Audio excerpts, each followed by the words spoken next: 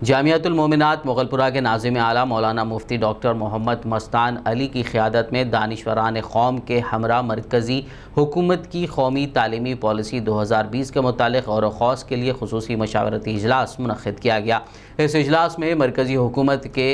متصابیانہ رویے کی مذمت کی گئی۔ اس موقع پر انہوں نے بتایا کہ پالیسی میں مادری زبان میں تعلیم کا ذکر ہے، لیکن اردو کے تعلق سے کوئی واضح ذکر نہیں۔ اسی طرح بیرونی زبانوں جاپانی، کورین اور جرمن کو مقام دیا گیا، لیکن عربی کے متعلق کوئی وضاحت نہیں کی گئی۔ وہیں اجلاس میں دیگر مقررین نے واضح طور پر مرکزی حکومت کی تعلیمی پالیسی کے مضر اثرات سے واقف کروایا اور مرکزی حکومت کو تعلیمی پالیسی میں ترمیم کے لیے اپنی رائے رکھی۔ اس دوران ڈاکٹر حافظ محمد صابر پاشا، مولانا مفتی سید صادق محی الدین، رکن وقف بورڈ وحید احمد ایڈوکیٹ، مولانا سید شاہ درویش پاشا قادری، پروفیسر سید اسلام الدین مجاہد، پروفیسر ڈاکٹر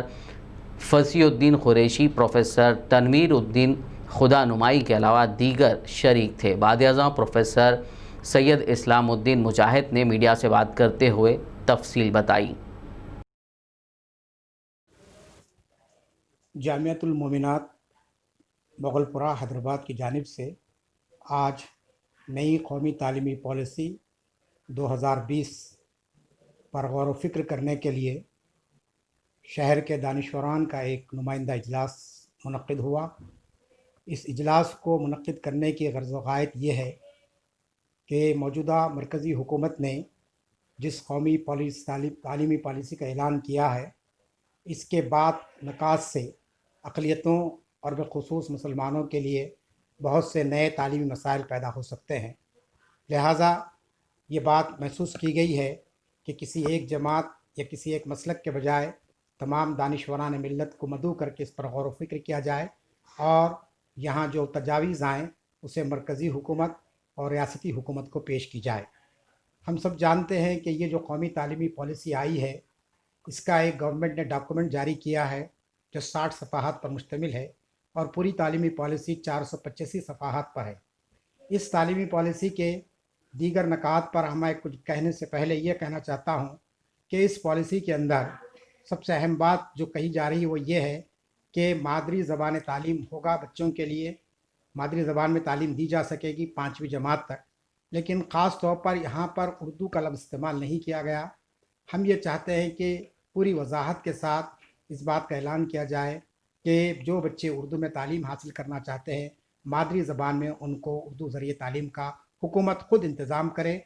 ان کے لیے ٹیچرز کا انتظام کرے، ان کے لیے کتابوں کا انتظام کرے اور فنڈز کا انتظام کرے۔ دوسری بات اس تعلیمی پالیسی کے اندر یہ بیان کی گئی ہے کہ عربی جو ایک بین الاقوامی زبان ہے، اس کا کوئی تذکرہ نہیں کیا گیا ہے۔ اگر عربی ختم ہو جاتی ہے ہندوستان سے تو لازمی چیز ہے کہ ہمارے جو تعلقات ہیں عربوں سے صدیوں قدیم، ان تعلقات میں بھی جو ہے نا فرق پڑ سکتا ہے، اور یہاں جو دینی مدارس چل رہے ہیں وہ ان کے مستقبل بھی جو ہے نا اس سے جو ہے سو تاریک ہو سکتا ہے۔ لہٰذا ہم یہ چاہتے ہیں کہ عربی زبان کو بھی جو بیرون زبانیں شامل کی گئی اس میں عربی زبان کو بھی شامل کیا جائے۔ تیسری بات یہاں پر یہ کہی جا رہی ہے کہ ایک مذہبی کتاب کو پڑھنے کی بات کی جا رہی ہے، ایک خاص مذہبی کتاب کو۔ ہم اس کے مخالف نہیں ہیں، لیکن ہم یہ چاہتے ہیں کہ ہندوستان میں کئی مذاہب ہیں اور کئی مذاہب کے ماننے والے موجود ہیں، ان کی اپنی مذہبی کتابیں موجود ہیں، لہٰذا ان تمام مذہبی کتابوں کو بھی شامل نصاب کیا جائے، کیونکہ جب یہ کہا جاتا ہے کہ ہر مذہب اچھی بات کی تعلیم دیتا ہے تو ہر مذہبی کتاب میں اچھی باتیں بیان کی گئی ہے،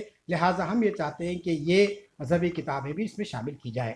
تیسری بات ہم یہ کہنا چاہتے ہیں کہ سنسکرت کو بہت زیادہ بڑھاوا دیا جا رہا ہے۔ ہم سنسکرت کے مخالف نہیں ہیں، لیکن ہم یہ چاہتے ہیں کہ دوسری جو ہندوستانی زبانیں ہیں، دستور ہند میں جو 8 شیڈول میں جو بات کی گئی دستوری زبانوں کی، ان کے فروغ کے لیے اقدامات کیے جائیں۔ اور ایک اہم بات یہ ہے کہ ہندوستان میں مسلمانوں کا جو دور رہا وہ 800 سال سے زیادہ کا دور رہا ہے، اور یہی وہ دور ہے جبکہ ہندوستان اس دور میں سیاسی طور پر متحد رہا ہے، اور ہندوستان میں مسلم حکمرانوں نے جو کچھ بھی کارنامے انجام دیے ہیں وہ ہمارے سامنے موجود ہے۔ مذہبی رواداری یہاں پر رہی اس دور کے اندر، تمام لوگوں کے ساتھ انصاف ہوتا رہا، لہٰذا ہم کو بڑا افسوس ہے کہ موجودہ تعلیمی پالیسی کے اندر جو میڈیول پیریڈ ہے ہسٹری کا، جس کو عہد وسطیٰ کا دور کہتے ہیں، وہ نکال دیا گیا پوری طریقے سے۔ ایک اینشنٹ ہسٹری پڑھائی جا رہی ہے اور دوسری ماڈرن ہسٹری پڑھائی جا رہی ہے۔ انگریزوں کو آپ پڑھا رہے ہیں، اور ان کی اصلاحات پر غور و فکر ہو رہا ہے، لیکن مسلمانوں نے تہذیب، تمدن، زبان پر جو خدمات انجام دی ہے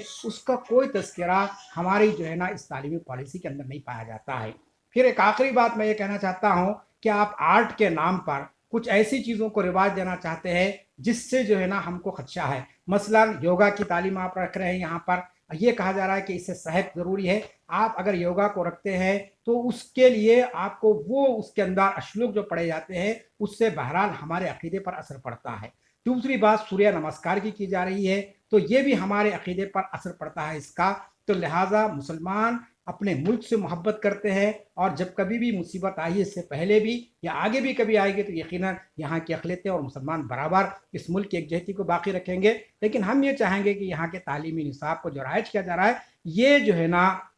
جو خدشے ہو رہے ہیں ان خدشوں کو دور کیا جائے۔ اور آخری بات یہ ہے کہ ہندوستان ایک سیکولر ملک ہے، لیکن افسوس کی بات یہ ہے کہ